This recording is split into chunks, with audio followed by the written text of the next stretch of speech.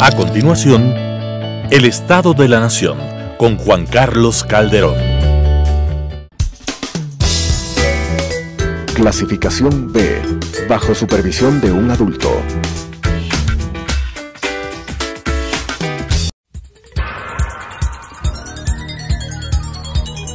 Las opiniones vertidas en este espacio por la producción y dirección del programa son de exclusiva responsabilidad de sus autores y de quienes intervienen en ellos. Telesucesos Canal 29 UHF presenta El Estado de la Nación, un espacio para hablar sobre la coyuntura política del país de forma crítica e independiente, con Juan Carlos Calderón. Este impacto de la onda expansiva que ha destrozado prácticamente parte de esta ciudad, causando esta tragedia.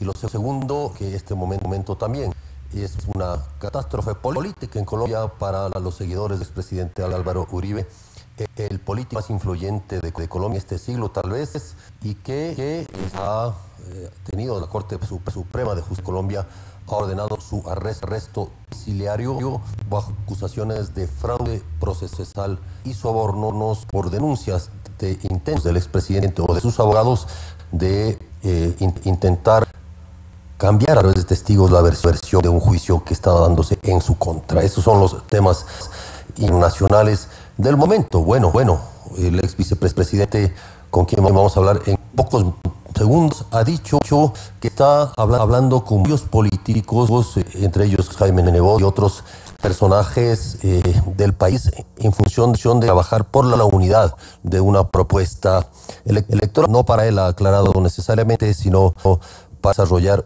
una propuesta clara política enfrente a una situación de discreción absoluta como hoy en las próximas elecciones. Otto, buenas tardes, bienvenido. Bienvenido, gracias por estar con nosotros. Gracias, Juan Carlos, un gusto. Juan Carlos, un gusto saludarlo a la audiencia de Radio Sucesos. Sus órdenes. Gracias. Usted ha dicho que ha hablado con varias personas, con líderes, decenas de movimientos, líderes locales del país. ¿De qué han hablado? No, y líderes sociales, sindicales, jóvenes, de todo tipo.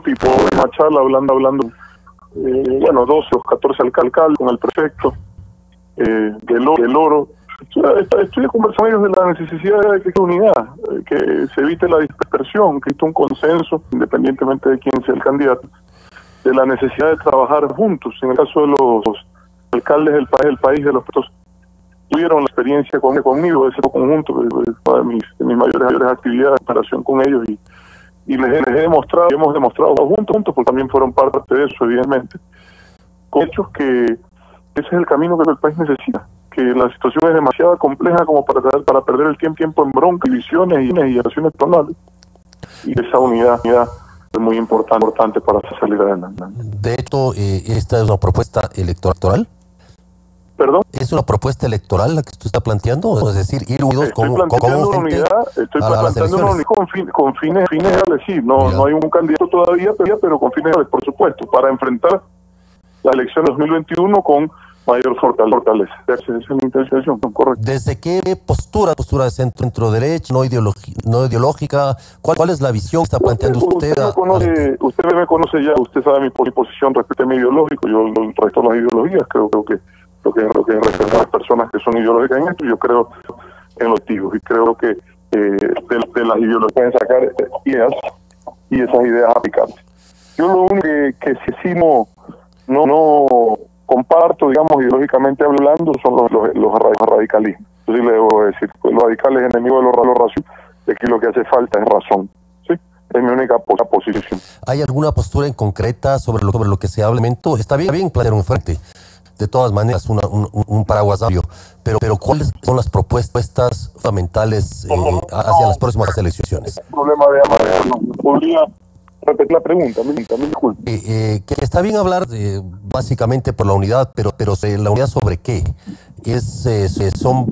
¿Cuál es el PUAS que agrupa? ¿Cuáles son las propuestas centrales que usted estaría proponiendo a las decenas de líderes que me menciona, está conversando? se están recogiendo, y de hecho no son para eso las unidades también, ¿no? Para recoger ideas, pero bases concretas que gira alrededor de la honestidad, la innovación, el trabajo y la austeridad. Eso me caracteriza, y sobre eso se construye, porque usted invitar, todo el respeto, usted no puede invitar a la gente ya con todo hecho, preparado, candidato puestos, no, pues usted los invita para que contribuyan, sumen y participen. Yo he recibido planes, ideas de gobiernos, de todo. Hace poco he reunido con jóvenes de Quito y Azul, muy interesante. Evidentemente hay cosas básicas que, por lo menos desde mi punto de vista, son líneas que no se deben cruzar, ¿no? Para mí la base de la equidad debe de ser el acceso a los servicios públicos gratuitos, sobre todo en educación y salud, el fortalecimiento de esos sistemas. Para eso son bases concretas, se deben no se pueden, desde mi punto de vista, son líneas rojas, y cada quien lleva sus líneas y sobre eso se discute. No tiempo, ese es el problema, Juan Carlos, y yo he perdido, lamentablemente, por mi situación de salud, casi 3 semanas. Estoy tratando de recuperar ese tiempo, pero no es fácil.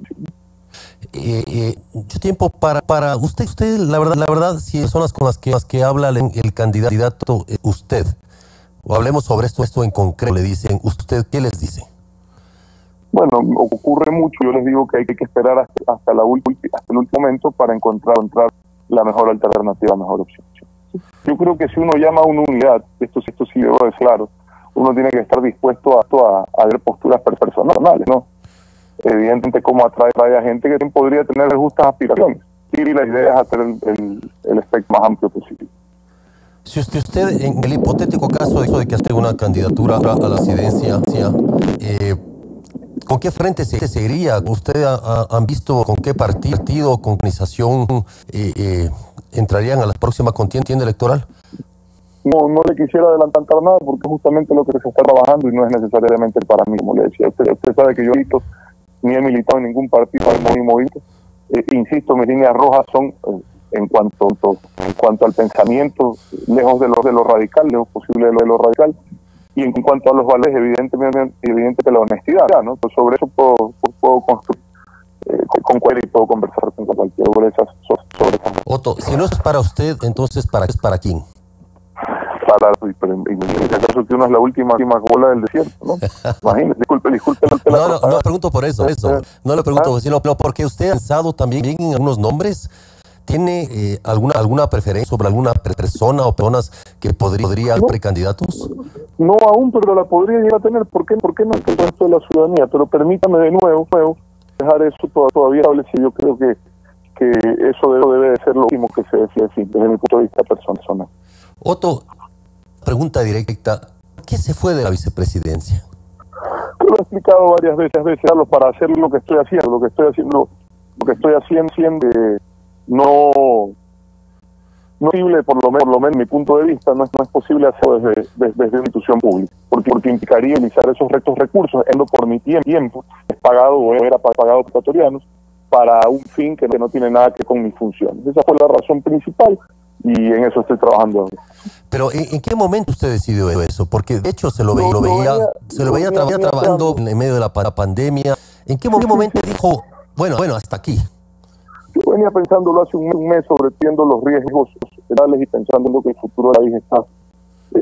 Digamos, lo más importante para el país se va a definir en el año, para mí, en este año 2021, es un año muy importante estas elecciones. En función de eso, tomé esa, creo que, insisto, el importe que se puede dar en eso era contribuir hacia ese camino. ¿Usted lo entendió tal vez haciendo su recorrido nacional por el tema de la pandemia? ¿Cómo veía el país? ¿Cómo sentía el país en ese momento? No, el país está muy golpeado. La pandemia ha sido ya dentro de una situación complicada, un golpe muy duro, sobre todo primero en la parte emocional. Las familias a quienes han perdido un ser querido, que son miles, pero en la parte económica también. Y la pandemia no ha terminado. Sigue siendo un gran desafío para el Ecuador, sino para el mundo, encontrar la salida primero en los cambios, pero luego el himno de la recuperación económica. El impacto económico ha sido brutal, y en el Ecuador todavía, desde mi punto de vista al menos, no ha sentido lo grave que debe llegar a ser. A su criterio, ¿cuál sería una salida efectiva, correcta, respecto a precisamente estos de la pandemia. Le pregunto esto porque que usted... Lo primero, y esto es importante decirlo, lo dije desde el perdí, yo creo que la gente ha valorado esa frontera. No hay sistema de salud que aguante si no hay cooperación ciudadana. Los países que han tenido éxito en la pandemia han sido porque no han llegado a necesitar el sistema de salud. No sé si me explico, no tienen un buen sistema de salud, sino porque no han llegado a necesitarlo. Y evidentemente en nuestro país hay elementos socioeconómicos que dificultan esa cooperación ciudadana, porque claro, decirle a que no tiene agua potable que se da en las manos es casi ofensivo. Decirle a alguien que vive en 2 metros cuadrados personas en el calor de mi ciudad, como Guayaquil, cualquier ciudad de la costa, y que no salga de la casa, es realmente pedir un imposible. Esas son las realidades socioeconómicas que deben de ser bien nuestro principal enemigo superar. Cualquier persona que gobierne el país tiene que pensar en eso primero, pero dificultado sin duda el manejo de la pandemia. En algunas una ciudad ha funcionado mejor, en otras peor. A la larga, la única solución definitiva es vacuna, no hay más. El resto es, si usted hizo un buen aislamiento, lo que hizo es prolongar, aplazar el problema, y enfrentó posteriormente por un aislamiento más tiempo era insostenible. La recuperación económica del país pasa por aprender primero a ordenar las finanzas públicas para que estas no contagien al resto de sectores, como fue ya empezando, pero segundo, sobre todo en incentivos concretos para los sectores que necesitan recuperarse de inmediato: turismo, agricultura y un enfoque particular en la exportación. Se puede, va a ser lento, por supuesto, no hacer una cosa inmediata, que le diga lo contrario le está mintiendo. Para empezar, y otras razones importantes de esta unidad es entender ese camino de sacrificio que tiene que quitar el país, de esfuerzo, porque insisto, eso no hay, créame Juan Carlos, y a mí me gusta decirle la verdad con frutalidad, sin ese esfuerzo, sin ese sacrificio, sin ese trabajo presente que tenemos que hacer, no vamos a poder salir adelante. Sin embargo, en la práctica, Otto, se ofrece hasta lo posible, no faltarán los demagogos que ofrecerán de alguna manera el paraíso, cuando lo que es una realidad muy dura para el Ecuador. Y yo creo que la madurez que debemos de alcanzar va a definir el futuro del país. Ya no tenemos más de lo que hemos vivido. Para ir con claridad, con inteligencia, un camino lejos de la voz y del populismo, no tenemos salida, mi querido Aldo. Y esa apuesta es a la que estoy poniendo yo todos, a esa apuesta de buscar un camino leve de aquel. ¿Con quién está en esa apuesta? ¿Quiénes la acompañan? Decenas de líderes que decía, insisto, no quisiera mencionar a uno, porque él había estado conversando conmigo, pero entiendo yo que para nosotros el tema de sus bases es lo primero. Una vez que ellos consulten con bases, podremos decir públicamente quiénes son. Eso me parece que sería un irrespeto a ellos. Respecto a las definiciones electorales, ¿hasta cuándo se va a esperar? Usted menciona hasta el último, pero habla de la falta de tiempo. Sin embargo, quizá el país espera con ansia de alguna manera la definición desde su parte.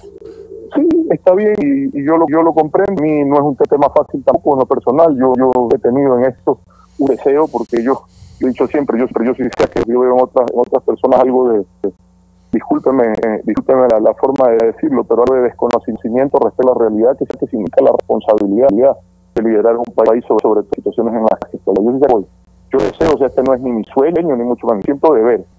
Pero en alguna forma, la obligación de, si existe una posibilidad de las cosas bien, tomarla y tratar de impulsar proyectos serios. Pero eso significa para mí, y cualquier persona que lo quiera tomar en serio, sacrificio familiar, personal, sacrificio, y está bien, el país vale la pena. ¿Cuál sería la diferencia, Otto? Porque muchas personas están dispuestas igual a sacrificarse por el país. Hay prácticamente 20 precandidatos a la presidencia de la República. Ahí le digo, por eso le digo, hay que saber diferenciar entre los que por vanidad, entre los que por deseo personal, entre los que tienen otros motivos. Y cada quien tiene que explicar sus motivos. Los míos se los voy a explicar. Otto, ¿qué es lo que usted vio en Ecuador en sus recorridos en la pandemia? ¿Qué es lo que le decía a la gente? Muchos problemas por resolver, y es triste porque sobre todo después de haber tenido tantas grandes oportunidades en la década más de mayor bonanza de la región, que mucho de eso se tenía que haber resuelto. Pero vea, le estoy hablando de un donde todavía el 25% de desnutrición infantil, carencia de agua potable en millones de ciudadanos aún. Son cosas tan básicas. En el siglo XXI no deberíamos ni estar discutiendo. Créame Juan, pero es lamentable, y en eso hay que trabajar. Juan Carlos, le tengo que agradecer mucho el espacio. una reunión en este momento. Pero es un gusto conversar con usted, Juan Carlos. Que sea la próxima oportunidad más larga, Otto, porque es necesario profundizar sobre lo que el país necesita. Yo estoy a la Juan Carlos, discúlpeme, pero estoy con una agenda complicada trabajando en esto justamente. Un fuerte abrazo. Mucha suerte, un esfuerzo. Gracias. Gracias. Ha sido el vicepresidente de la República, Otto Sonnenholder. Vamos a hacer un corte y luego ya volveremos con nuestro siguiente invitado. Gracias por su atención. 18 horas con 26 minutos por continuar con ustedes. Compartíamos Hey Jude de los Beatles en estos momentos, en esta tarde rosa de Quito. Estamos con nuestro siguiente invitado, el ex asambleísta Lara. Queremos hablar de un tema que creo debemos seguir siempre, y es los asuntos que tienen que ver denuncias que se han ido presentando en los temas de la corrupción. Galo, buenas tardes.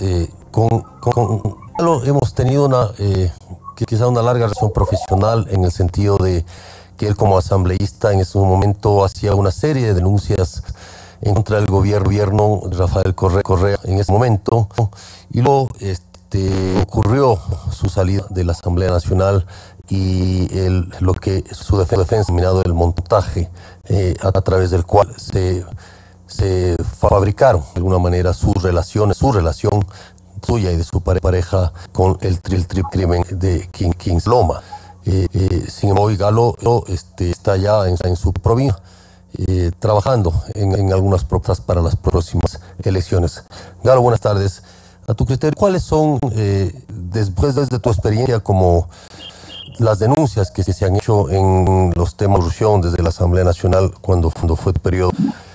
¿Cuáles han sido las razones que deja esto para el país? Buenas tardes. Carlos, buenas tardes. Un saludo a todo el panel de la República del Mundo. La experiencia de que no se puede sentenciar a una persona inocente sin pruebas. Se debe sentenciar a una persona inocente sin pruebas. Y eso fue lo que hicieron cuando politizaron la justicia en el gobierno de la década robada. Politizar la justicia para, a través de la Secretaría Nacional de Inteligencia, perseguir a opositores políticos, perseguir a periodistas, perseguir a maestros, a los alumnos, a empresarios que no pensaban igual como piensa el expresidente Correa. Quiero decirle de que la CNI fue el brazo político de la persecución en el gobierno de la década, y que la CNI actuaba al margen de la ley para perseguir a quienes denunciaban sus actos de corrupción. ¿Por qué al margen de la ley? Los estatutos de la Secretaría Nacional de Inteligencia decían que había sido creada para proteger la seguridad del Estado. Sin embargo, utilizaron cientos de millones de dólares para ese dinero que era para la seguridad del Estado. Utilizaron para hacer encuestas, para contratar empresas, crear contenidos falsos, finalizar, pagar testigos falsos. Creo que en la historia de la República del Ecuador no ha habido un gobierno más corrupto que el gobierno de Correa, señor Calderón. Gracias. Ahí menciona un tema fundamental que es el de la Secretaría de Inteligencia y cómo se usaron sus recursos para este tipo de cosas. De hecho, incluso, como decía, para armar este caso llamado Kings Loma y otros casos. Esto está diciendo que la se actuaba de forma ilegal, pero nadie ha juzgado esto. Es decir, la SENAIN presentó sus gastos y los operativos a la Contraloría General del Estado, y esto nadie lo ha juzgado. Y ahí están, salvo el editor de la SENAIN, que está sometido a un juicio por el secuestro de Fernando Valda. Los otros directores no han sido señalados de ninguna manera, en ningún caso que de algún modo muestre que ha habido esas irregularidades. Mire, el caso de Fernando Valda, el caso de Lolara, existen documentos secretos testificados en donde se confirma de que se utilizó gente. En el caso de Lolara se hicieron 6 operativos: Avance, Gastes, Independencia. El último de ellos, el sexto, Goliat, donde gastaron $7.100.000. Imagínese usted, gastaron $5 millones para mantener a Julian Sánchez en una embajada. Prebiónico, esa serie que había en televisión antes, 6 millones costó. Pero por Galo Lara gastaron $7.100.000, como lo dicen los documentos desclasificados. Solamente porque yo cometí un delito, señor Calderón. Yo solo denuncié la corrupción. Ese fue mi delito. Y por eso me juzgaron. Porque tras el expresidente prófugo de la justicia tenía un 80% de aceptación. Es pocos los que decíamos y les decíamos hoy, ya no los protege a estos corruptos, sanciónelos. Y mire usted, el tiempo nos dio la razón. A los periodistas investigadores, a los políticos lo denunciamos, no ahora, denunciamos cuando él tenía todos los poderes, cuando tenía el 80% de aceptación. Ahí le denunciamos, como se dice en el argot popular, cuando las papas queman. Y el precio de descalificar al correísmo, señor Calderón, pagué en prisión. Eso es algo que me costó 6 cárceles, 4 años, 1 mes, 16 días. Y ahora que hay una Corte Nacional de Justicia independiente, reconoce que fue sentenciado sin pruebas, que fuimos sentenciados siendo inocentes. Y lo más, como dice la sentencia de Gilbert Llano, que fuimos sentenciados por presunciones sobre presunciones. Imagínense, a eso metieron la mano a la justicia y el Calderón. ¿En qué momento la Corte dijo eso? Para quizá ilustración de nuestros oyentes que no están al tanto, ¿cómo ha sido esa situación en la justicia? Hace 3 semanas se llevó a efecto la audiencia de casación de Gilbert Llano Romero.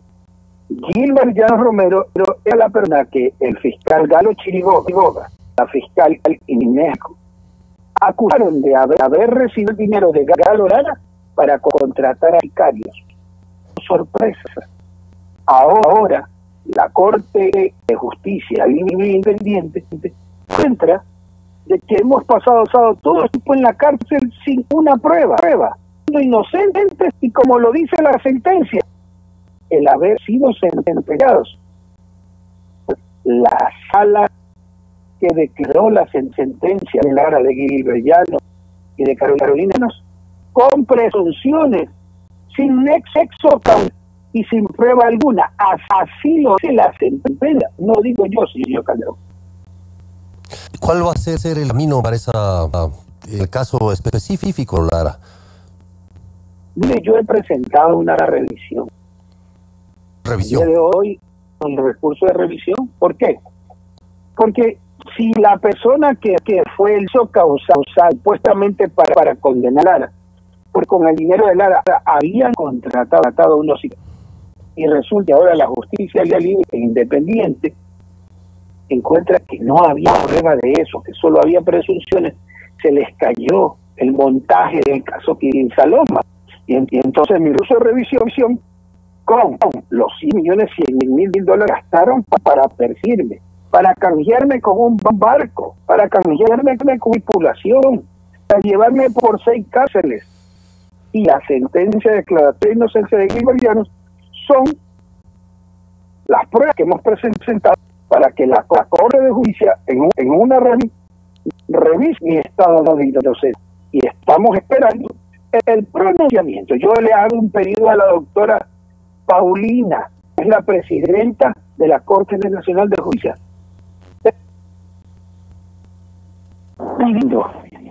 Se nos concede la audiencia 4 meses.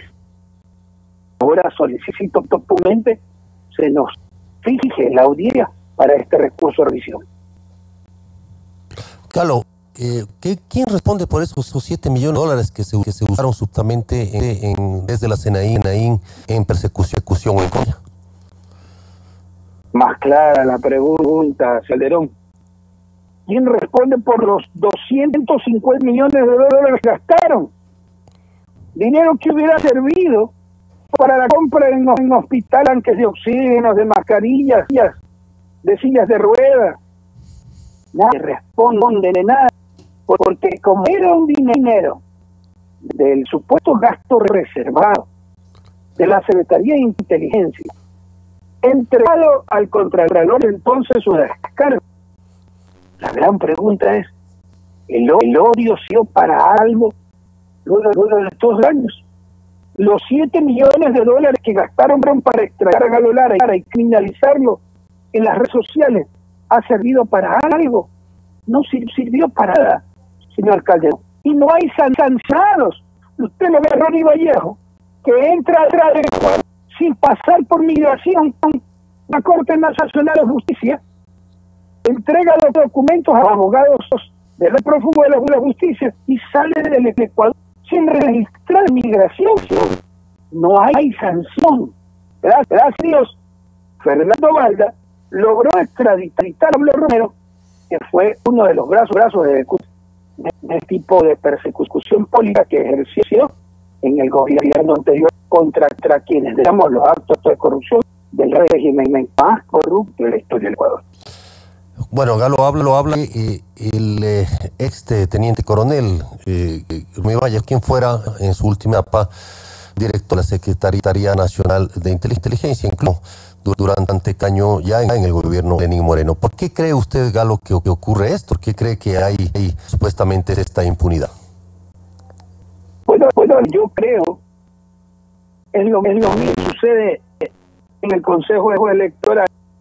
Pues estamos viendo que en el Consejo Electoral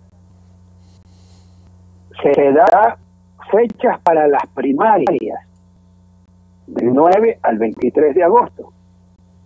5 días después, el contencioso electoral habilita al partido de Rafael Correa. ¿Qué es lo que nos queda ahí para entender quién quiere que participe Rafael Correa en estas elecciones que le están abriendo el camino para que en una primaria del partido R5 él va a inscribirse como candidato a presidente de la República y repetir la historia de los Kirchner de Argentina, en donde envían a una mujer para candidata a presidente y él se quiere inscribir de candidato a vicepresidente. Yo le digo públicamente a los ecuatorianos que estén atentos, porque Rafael Correa, su intención es ver para dar impunidad de los de corrupción que el país los tiene claro, que el país los ha comprobado, que la fiscal Diana Salazar ha demostrado las evidencias del acto de corrupción en el caso Soborno. Hoy vemos que se lo quiere dejar participar a Rafael Correa. No sabemos todavía quién es el político que auspicia que Correa participe en estas nuevas elecciones. Galo, gracias por haber estado con nosotros. Estaremos pendientes de esta situación, de este caso, y viendo cómo por este dinero que se usó desde la inteligencia del Estado para perseguir a personajes políticos. Gracias, Galo. Nosotros vemos luego de corte.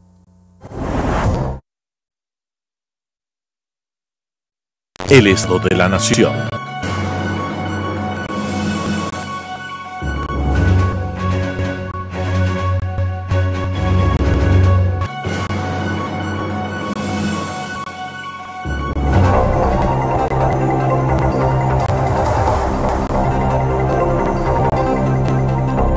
8:41. Les mencioné al inicio del programa que había sucesos internacionales que era noticia del día, quizá de los próximos días, y en Ecuador, en América Latina, queríamos sacar también esta noticia sobre la orden de prisión que se ha ido en Colombia contra el expresidente y jefe del Partido Centro Democrático, Álvaro Uribe Vélez, quien se convirtió hoy en el primer jefe de Estado colombiano en la historia moderna del país en enfrentar una medida de aseguramiento de la justicia. La medida no ha sido notificada oficialmente por la Suprema de Justicia, menciona el diario El Tiempo, pero el propio expresidente Uribe confirmó una noticia tras su cuenta de Twitter.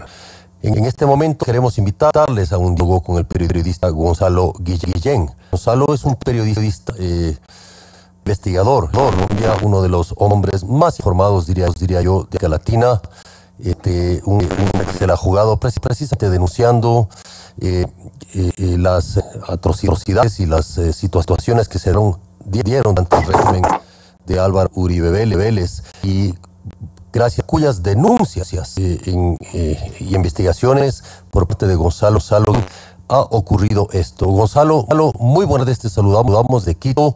Gracias por atendernos. Quizá para de explicación, ¿por qué la Corte Suprema de Justicia ha emitido esta orden de prisión domiciliaria contra el poderoso expresidente de Colombia, Álvaro Uribe Vélez? Buenas tardes. Bueno, buenas tardes, Juan Carlos, mucho me encanta oír. Bueno, esto es la primera orden de prisión que hay contra Uribe, y le paga un poco lo mismo que pone, que va a la cárcel por el menor de los delitos cometidos, ¿no? Él va a la cárcel es porque intentó sobornar y constreñir el testigo que hay contra él y contra su mano es un testigo que está en la cárcel y que hizo parte de las escuadrones de la muerte de los Uribe Vélez. Entonces, toda una serie de abogados cortos y aún congresistas también a constreñir a este preso, y pues no logró hacerlo el preso. Se comunicó con la Corte Suprema de Justicia, la Corte Suprema lo autorizó para grabar, hizo video. Entonces, pues por esa razón, dar testigos, pues es delito, ¿no? Un delito grave, claro que nunca tan grave, pues como los 10.000 falsos positivos, los bombardeos indiscriminados sobre poblaciones que mataron niños, en fin. En este momento tú estás en Bogotá. Sí, señor. Gonzalo, ¿cómo se tuvo la relación entre estos sucesos y Álvaro Uribe Vélez?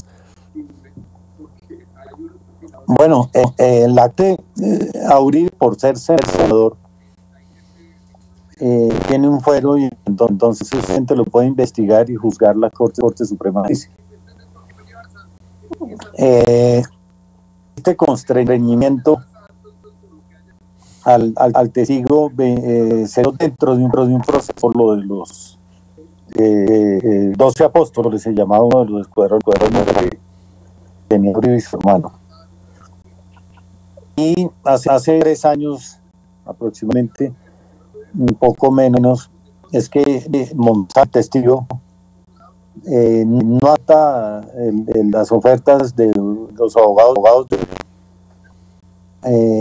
para cambiar versión, y se comunica con la Corte, y ahí es donde Uribe queda pasado con esto. Además hubo toda una serie de grabaciones de interceptaciones telefónicas a los abogados de Uribe, a algunas personas en la cárcel y al mismo Uribe, y ahí surgieron muchísimas grabaciones donde coordinaban y hablaban de cómo torcer a ese y a otro testigo. Uno de los dos lograron hacerlo.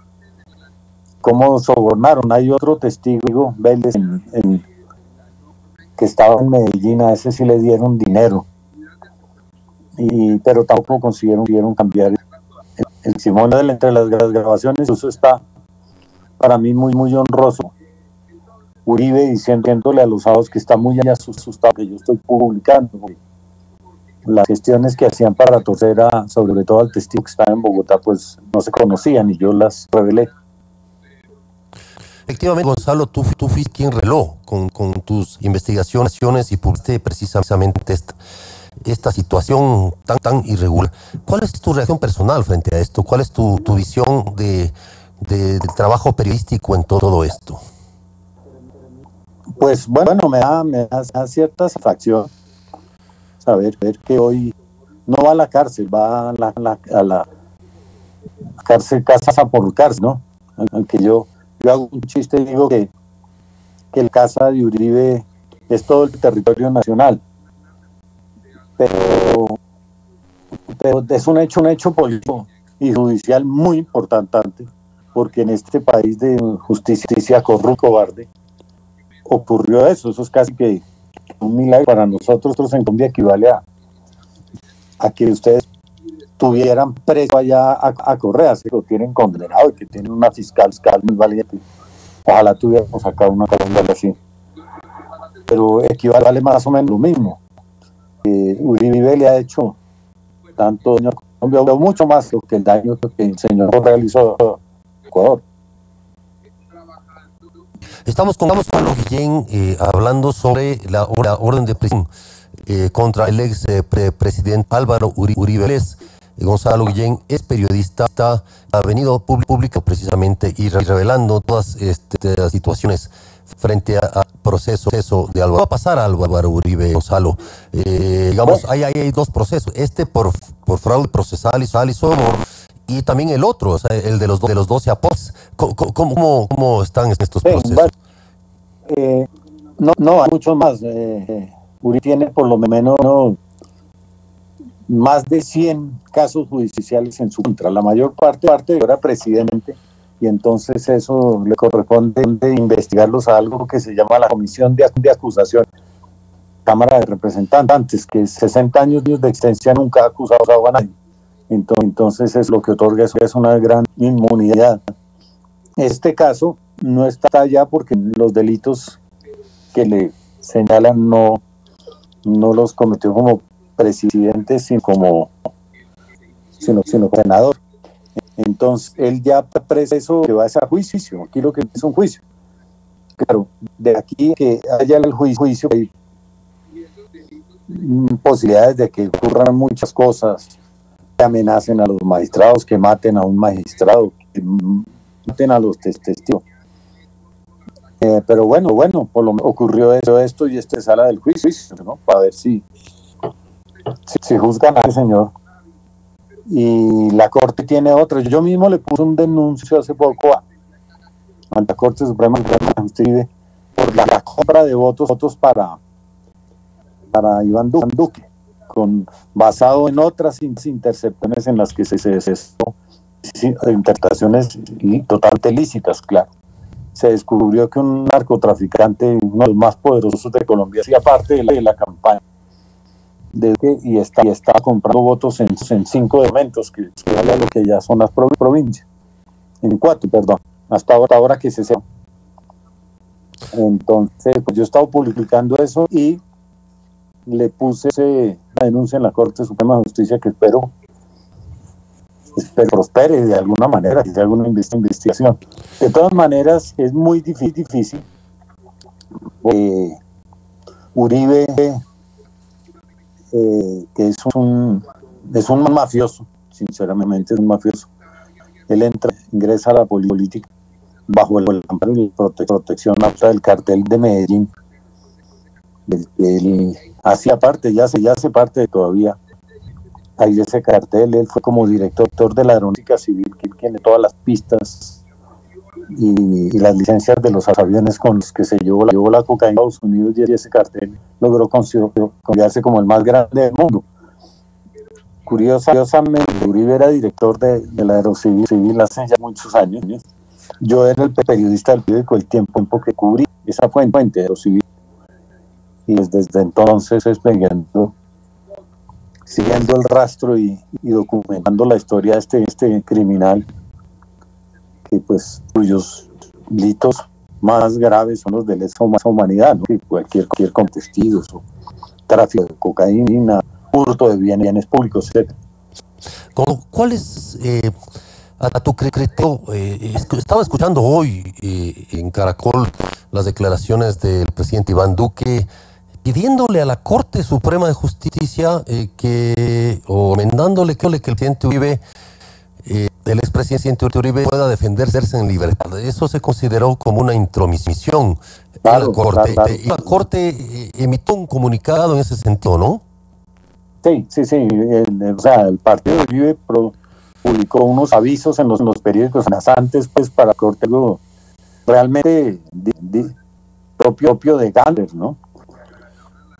Y luego Duque salió a decir eso. Claro, Duque, ¿quién es Duque? Duque es un don nadie, es un imbécil al que Uribe puso de candidato. Uribe no puede volver a ser presidente, pasó como con Correa, se le cerraron todas las posibilidades sociales, jurídicas para ser presidente. Entonces una primera vez puso a Santos y Santos no aceptó ser su títere, gobernó por su cuenta, más bien, pero gobernó por su cuenta, pero este sí es un tonto, un bobo de capitán. Entonces él hace, le dice Uribe, y hace, por ejemplo, semejante estupidez, que es decirle a la Corte Suprema de Justicia qué es lo que tiene que hacer.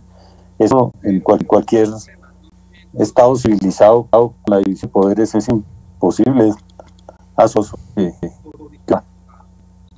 Gonzalo, ¿y cuál es la situación en este momento en la política en Colombia? Debe ser esta una conmoción. Es decir, que Uribe obviamente es una persona muy poderosa todavía políticamente y en todo otro sentido bien. Y ha habido voces muy fuertes, ¿no?, que efectivamente se le está metiendo preso a la persona que combatió contra la guerrilla, y los guerrillos hoy están en el Congreso de la Nación. Sí, ese es el elemento que están utilizando. El poder de Uribe es mucho menor hoy al que tuvo en otros tiempos. O sea, acabó tanto que le pasó el refrán que dice: mucho abarca, poco aprieta. Él está en la cárcel y lo que hicieron las del grupo de las FARC y la paz tienen unas curules, no recuerdo cuántas son, creo 10 o lo menos, y él, Uribe, él no combatir, eso es una gran mentira. Él creó los ejércitos paramilitares, pero para proteger a los narcotraficantes, y eso siempre ha sido desde el narcotráfico. FARC comienza a ser golpeada muy fuertemente durante a partir del gobierno de Pastrana, cuando organizó el plan con los Estados Unidos. Comenzó los diálogos Aguán, famosos, y FARC no llegaron a nada, y entonces ese equipamiento militar tan poderoso se usó contra la FARC. Y después Juan Manuel Santos combinó esa fuerza militar con la posibilidad de dialogar y logró la paz con las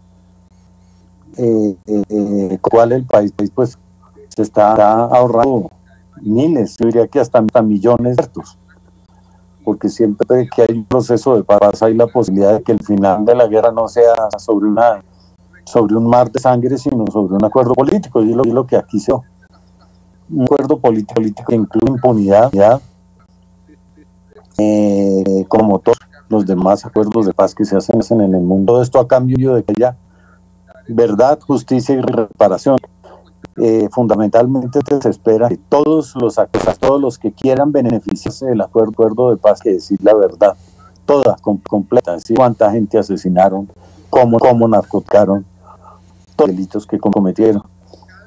Eso ha sido difícil, no se ha cumplido hasta el momento a cabalidad, pero creo que la única posibilidad de que Colombia vea un futuro más o menos estable, que se sepa la verdad de lo que aquí pasó, un país totalmente rompido, manejado por el narcotráfico. Colombia es la narcodemocracia por excelencia en el mundo entero, el más grande proveedor de cocaína que hay en el mundo, y eso ha envilecido tanto que pues el narcotráfico tiene posiciones de el mismo Uribe sale del cartel de Medellín, que es el tipo poderoso del país, ¿cierto? Y en la campaña electoral yo estaba denunciando un poderosísimo narcotraficante que es el famoso Ñeñe Hernández, llevado por Uribe, estaba comprando votos en la costa. No se ha terminado la investigación. Y hay precisamente por una investigación mía que está en la nueva prensa, se llama la nueva prensa.co, el piloto de Uribe, de confianza de Uribe y de Duque, que es presidente, murió hace poco en Guatemala, en límite con México. En el avión se le cayó, estaba lleno de cocaína. Eso es Colombia, esa es la Colombia de hoy. De manera que regreso a que si los congresistas de las FARC están en el Congreso y Uribe está preso, pues no, eso no resuelve nada, ni hará nada, ni eso es la verdad de lo que pasa en el país. Gracias, Gonzalo, por habernos atendido. Quizá una última reflexión muy corta, por razones de tiempo. ¿Vos crees que con esto el poder de Uribe ha caído o picada? ¿Cómo ves políticamente a Iván Duque este momento en Colombia, debilitado o cómo es la situación? No, yo creo que Uribe no va a volver al Congreso nunca más. Primero, pues como preso ya está por fuera del Congreso, no puede seguir asistiendo a las sesiones. Y después lo va a debilitar, y no creo que volver a otra selección a que lo elijan en nada, y peor aún si es condenado, porque un condenado no puede aspirar a ninguna cargo por elección. El partido de ese Centro Democrático lo creó él para él. Realmente el ideólogo que tiene ahí es el primo de Pablo Escobar Gaviria, que se llama José Obdulio Gaviria, que también es un tipo que está pues en decadencia. Duque es un tonto sentado en la silla presidencial, que tiene una gran oportunidad, que es aprovechar que no tiene a Duque respirándole en la nuca, dándole órdenes, y reorientar el gobierno del cual le quedan 2 años y tratar de hacer alguna cosa. Tiene pues la crisis gigantesca esta del coronavirus, ¿no? Que tiene al país pues en una situación económica, incluso de hambre, terrible. Es el peor momento para tener a este montón de presidencia. La panorama del país pues es negro, ¿no? Y el de Duque, pues Duque te termina esto.